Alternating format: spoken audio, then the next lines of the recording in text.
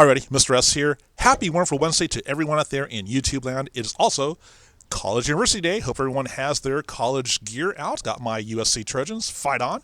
I think I see some second graders out there. Yes, I see some Titans from Cal State Fullerton. Awesome. Glad you're here. I also see some Violets from New York University. Perfect. Love them. And I see some Eagles flying from Concordia University. Welcome, everybody. So wherever your school is, college of choice, we're making you college ready and college bound and career ready as well. So now, with that, let's continue with our story. It's not a fish theme as it was the last 2 days.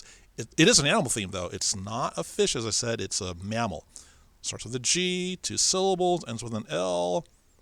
It's in the rodent family, kind of like related to hamsters. It's a gerbil. You're right. Good job. As a matter of fact, it's called Bring Back My Gerbil. The author is Edith Tarbescu, and the illustrator is Steve Bjorkman. Now, Steve Bjorkman should sound familiar. He's the one that did the illustrations for Silly Street. Good job. Jeff Foxworthy read that a couple weeks ago. So he's doing this one again. It's a chapter book. It's 6 chapters, so I'm going to read 3 today and 3 tomorrow. So here we go. Ready? Great story. Chapter 1. Tyler laughs at my riddles and jokes. That's why he's my best friend. That's also why I let him call me Katie. Everybody else has to call me Caitlin. My second best friend is Jake. He doesn't laugh at my jokes. Makes me wonder, who is Jake? If that's Caitlin and Tyler, I wonder who Jake could be. Do you know? That's because Jake is Tyler's gerbil. When people say, how could Jake be a best friend?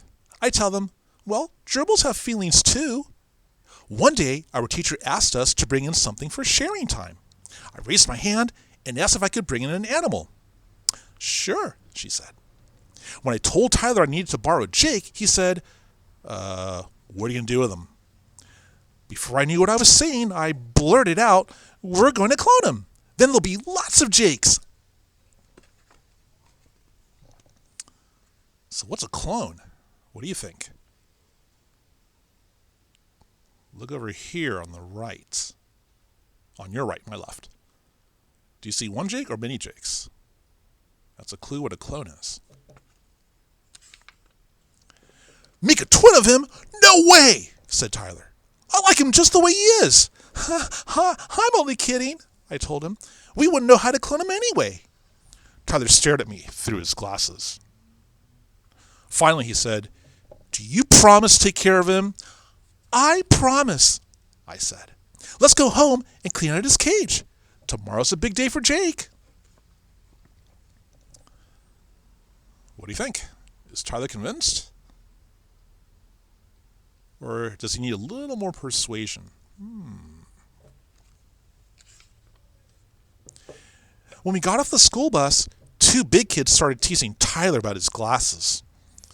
Man, I wish I had a dog who would bark at those kids, said Tyler. Well, maybe we can feed Jake something that'll turn him into a big dog, I said. Tyler looked at me to say, could we? Impossible, I answered.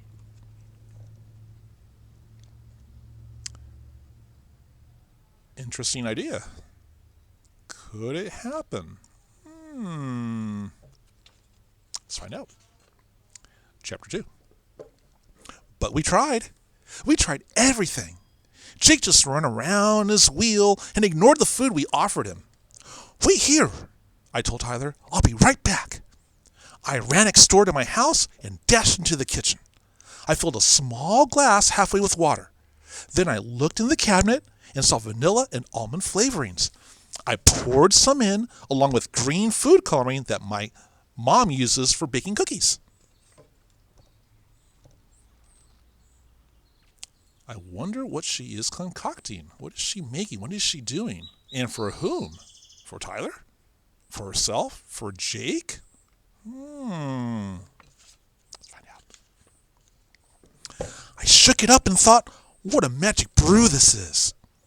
As soon as I got back to Tyler's house, we poured it into Jake's bottle. Abracadabra, I said over and over as Jake started drinking. Are you trying to poison him? Shouted Tyler. Of course not, I answered. Forget it, said Tyler. I like Jake the way he is. I think Tyler's not very convinced. What do you think? You see that Jake is drinking up. I stuck the empty beaker in my pocket. It was your idea, I said. Tyler turned around and faced me. What? It was yours! That was our first fight. I kept saying, yours, and he kept saying, yours. Finally, we bumped into Jake's cage and knocked it over. Before we knew it, Jake ran out of the room. Oh no, said Tyler. Now look what you've done. You know my mom's allergic to fur. She'll kill me for letting him loose. Oh boy, this does not look good. What's going to happen next? What do you think? No, she won't, I said. When she starts sneezing, we'll know where he is. Sure, said Tyler. When she starts sneezing, she'll make me give Jake away. I'll help you look for him, I said. I got down on my hands and knees and started calling, here, Jake, here, boy. He's not a dog, said Tyler. He won't come if you call him. Well, if you had trained him, he might have, I answered. You can't train a gerbil, said Tyler. See the point? Is she right? Who knows? Very exciting. What's going to happen next? Chapter 3. We crawled around until we bumped into something that was walking on 4 legs, and it was much bigger than a gerbil. It was tan with white spots, and it had black specks on its ears and a short stubby tail that stuck out like a broom handle. It looked like a dog. Tyler said, could it be Jake? I didn't say anything. I just stared at the dog. Ho, ho, ho. What do you think? Is that Jake? It looks an awful like him. He looks just like Jake, cried Tyler. He's even the same color. And those black marks on his ears are the same too. Don't be silly, I told him. This must be a lost dog. Lost dog? Said Tyler. In my hallway? Okay, then tell me how he got in my house. I crept back a little. Well, maybe the front door is open. Let's go check. We ran through the kitchen and headed for the front door. It was locked. This is getting good. Oh boy. Maybe it is Jake. Maybe that potion did work. Oh, I'll bet I'll never see Jake again, said Tyler. I took off my headband. I needed to think. We better get this dog in your room with the door shut before he starts barking and your mother hears him. So we took Jake the second into Tyler's room. We have to find some way to turn this dog back into a gerbil, I said.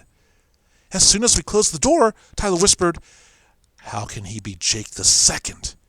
Jake the first is a gerbil. This is a dog. Oh boy. Problems galore. What's going to happen next? How will they solve these problems? I know, I said, but just look at him. He looks like Jake. You said so yourself. Tyler's face was getting red. He said, well then, feed this dog what you fed the other Jake and turn him back into a gerbil. I looked around the room, not knowing what to do. There isn't any left, I said, fumbling with my empty beaker inside my pocket. I'll go ask my dad and ask him what to do. Oh boy. Hope Katie has a good idea. Hopefully her dad has an idea. Perfect way to end right here, chapter 3. So, Bring Back My Gerbil. Again, the author is Edith Tarbescu, illustrated by Steve Bjorkman, and we'll stop here for tomorrow. So as always, remember, Stay in touch with your teachers. Stay in touch with our principal, with me, email below. And as always, be sure to take care of yourselves, take care of one another, be good humans. And I'll see you tomorrow with part 2 of this great story. I miss you all. Take care. Remember, don't be afraid to ask for help. We are here to help you. We're in this together. Stay strong. Be strong. Stay sane. See you tomorrow. Bye, everybody.